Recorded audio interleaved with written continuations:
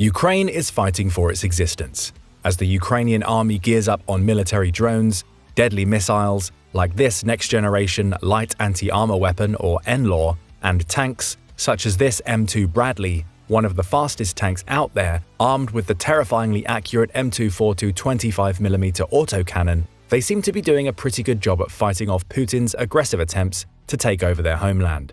A really good job. Wait, could Ukraine actually win this war? And what will happen if they do? According to military experts and an increasingly nervous Putin, Ukraine's victory in this war is possible, maybe even probable. Let's find out why, starting with the here and now. At this point, everybody is waiting for spring, especially the lion-hearted Ukrainian army. Why? Well, the war, mostly confined to the country's easternmost Donbas region, has been characterized by winter sieges in and around devastated cityscapes like Soledar and Bakhmut. These battles have been inconclusive for both sides. It's a controlled situation, one Ukrainian unit commander remarked. Sometimes it's really better to take a step back, then after that to make a counterattack and crush the enemy. Each day we're destroying enemy positions. People are tired, but their hearts are burning still. We have work to do. Things won't go on like this forever. Ukraine has a plan, and it starts with tanks. Right now, Ukraine and Russia are both using the winter months to rest and resupply their exhausted troops, injecting new soldiers into the fight ahead of larger-scale operations slated for the spring. With some officials claiming Russia will soon thrust its 300,000 new conscripts into an imminent new offensive, Ukraine is earnestly preparing its own defensive lines, from which it can repel the Russian assault and, with time, stage its own sweeping counteroffensive using newly donated main battle tanks. Ukraine's list of successes is already long and continues to grow. It won the Battle of Kyiv, defended Mykolaiv, and kept the Russians out of Odessa. After steadily pushing the Russians eastward throughout the summer, it staged brilliant campaigns to liberate Kharkiv and Kherson. If Ukraine's future counteroffensives manage to repeat the outcome of those conducted in 2022, victory could be right around the corner. But victory can take many forms. What would it ultimately look like for Ukraine? Ukrainian President Volodymyr Zelensky has been clear that victory for him means a full restoration of its territory as it existed before Russia's invasion, even if it means that Russia continues its illegal occupation of Crimea, the rocky Black Sea peninsula that would be incredibly difficult to liberate by military force. If Ukraine's fighting power continues to grow, there are two likely operational scenarios for how the war might end. The first is the most likely, something policy analysts have called winning small. In this outcome, Ukrainian forces essentially succeed in restoring the status quo that existed before Russia launched its attack in February, expelling all Russian forces east of the Dnieper River, securing its access to the Black Sea, and even possibly breaking Russia's land bridge to Crimea. When you've got a bunch of tanks, missiles, drones, and other crazy weapons at your disposal, and you know how to use them tactfully, such a victory is possible. And Ukraine's got all of that, and then some. Kyiv's use of first-rate Western intelligence has been beyond impressive. Its integration of what can only be described as a huge variety of Western firearms and other weapon systems, from HIMARS to HARM missiles and howitzers alike, has been nothing short of peerless. Its dogged determination and commitment to fighting the long fight has seen them break down Russian morale, force new waves of Russian conscription, and make many tactical gains from the little means at their disposal. Will all of this be enough to win back what is rightfully Ukraine's? Hopefully far from an outcome that might induce a trigger-happy Putin to resort to nuclear escalation, the winning small scenario would nevertheless signal the potential for smaller and militarily weaker states to repel aggressive, neo-imperial neighbors. Given the relatively limited territorial constraints in the winning small victory scenario, you can probably imagine the scope of its winning big counterpart. In this scenario, the war ends entirely on Ukraine's terms, meaning that the liberation of Crimea and even parts of the Donbas Russia held for 8 years prior to its 2022 invasion would be back on the table. What would need to happen for Ukraine to fully claim the championship belt?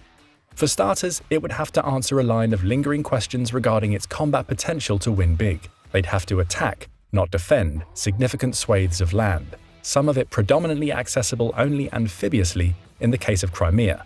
Russia would doggedly cling to these stolen possessions, legitimizing symbols of Putin's waning great power status in the eyes of the world. In a Foreign Affairs article discussing these outcomes, Liana Fix and Michael Kimmage argued that the stars would have to truly align for a wholesale defeat of Russia. A lightning victory for Ukraine, one battle building upon another, Russian supply lines disintegrating, and Ukrainian morale driving its soldiers unstoppably forward. At the same time, the Russian army would have to collapse in retreat. Strategy would give way to the emotions of individual soldiers as panic took hold. Regardless of which version of Ukraine's victory would ultimately play out, one thing's for sure: things wouldn't end there. The consequences of a Ukrainian victory would be far-reaching, regardless of the scale. Russian defeat would bring nearly unbearable national shame. Raging Russian hardliners will push Putin to deploy everything in his power to salvage something from his special military operation. But everything may not be enough. As the infamy of defeat spreads throughout Russia, a population long shielded from the truth of Putin's war by the Kremlin's venomous cast of propagandists will become aware of the desperate state of affairs. Discontent could ferment into open rebellion. Rebellion could spawn revolution. Can Putin hold on to his power?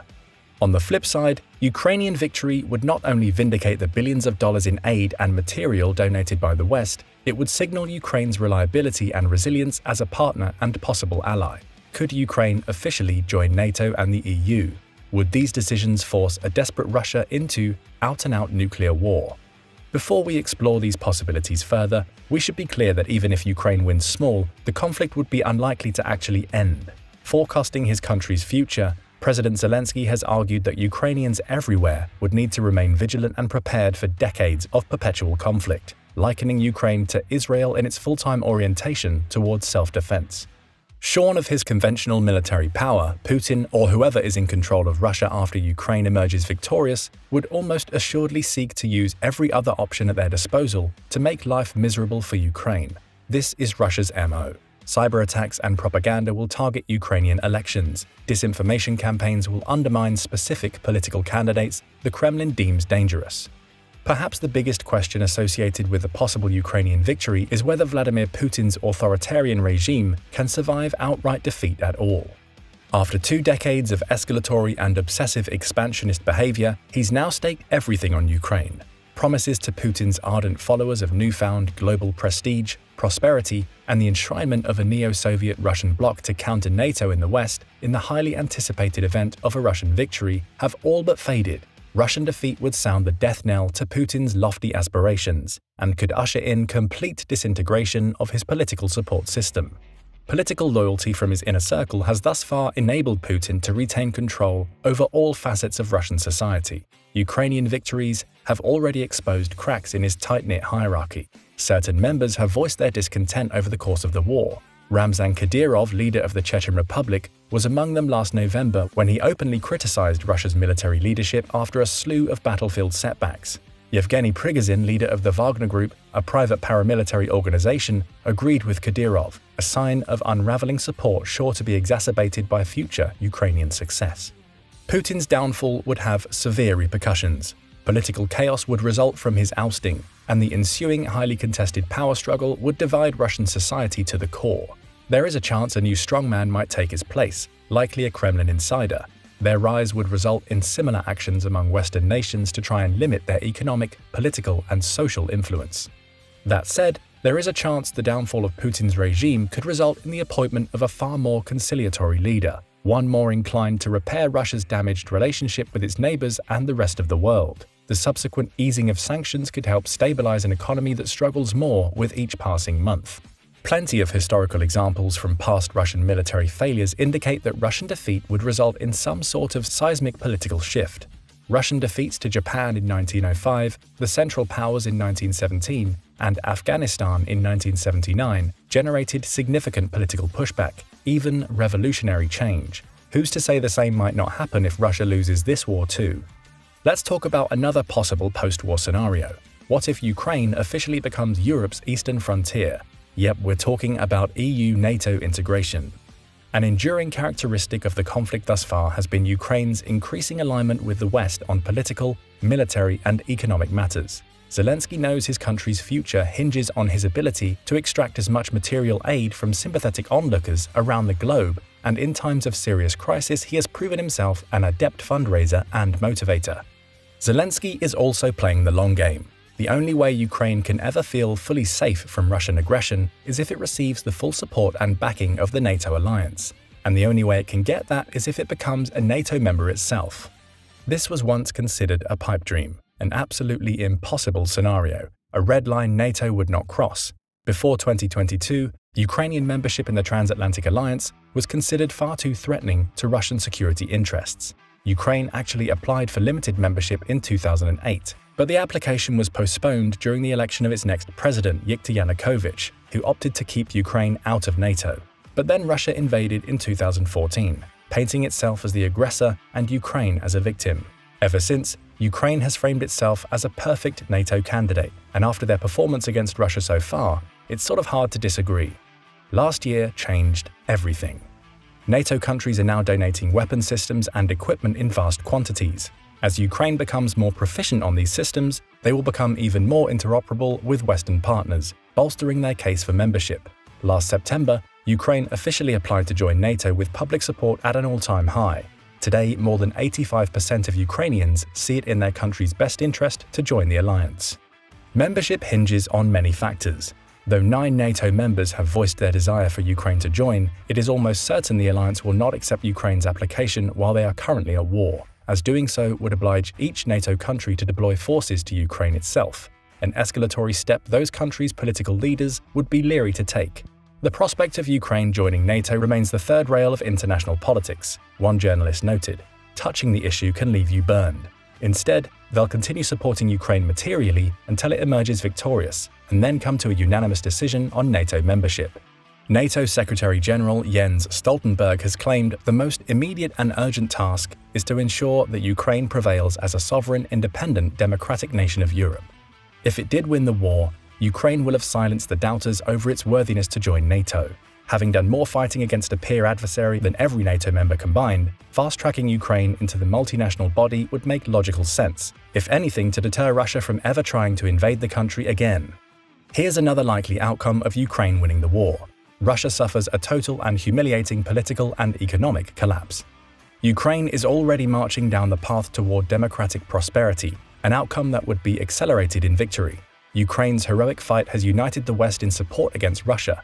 Consequently, Ukraine has come to enjoy its closest diplomatic relationships with Western officials in the country's history. Zelensky has traveled all over the world garnering support in their fight for freedom, inspiring audiences and leaders whose countries have waged similar struggles against oppression. Just as likely as it is for Russia's political and economic system to shatter in the wake of a Ukrainian victory, Ukraine's democracy would likely flourish. On February 28, 2022, just a few days after Russia's invasion, Ukraine officially applied to join the European Union. At a recent EU-Ukraine summit, the first to take place on Ukrainian soil, Ukraine expressed interest in securing EU membership within a tight 2-year timetable. Most EU members know this proposal is wishful thinking, with French President Emmanuel Macron claiming it will be decades before Ukraine joins, likening their case to those of Serbia, Turkey, and Montenegro, who are still waiting for membership. But most people would have dismissed Poland's chances of ever joining the EU when it was locked in its own struggle for freedom in the 1980s. Within a decade after the dissolution of the Soviet Union, Poland officially joined NATO in 1999 and the EU several years later. Other Baltic states have a similar trajectory. All of them support Ukraine's membership for obvious reasons. EU nations fear Ukrainian membership will dilute their own powers and perks. With Ukraine and Poland boasting a combined population of 80 million, there is a sense they could team up to rival Germany as a political force in the European Council, or become an excessive drain on the EU budget. Nobody can deny, however, Ukraine's eagerness to align itself with the West. Of course, nothing speaks louder than victory. If the process to join the EU is merit-based, Ukraine will continue to strive to meet each of the EU Commission's conditions. It will become easier once it can focus more of its energies inward on rebuilding, ousting corruption, and reforming its democratic system after years of warfare. So, what does it all boil down to? The outcome of Russia's war in Ukraine is sure to have massive consequences for the entire globe. These outcomes hinge on whether Ukraine wins big or wins small, assuming it wins at all. But if victory is on the cards, does that mean the end of Putin's political future? Might NATO or EU membership be in the offing for Ukraine? Will victory herald an even greater embrace of Western values among everyday Ukrainians? What do you think? Let us know in the comments, and don't forget to subscribe for more military analysis from military experts.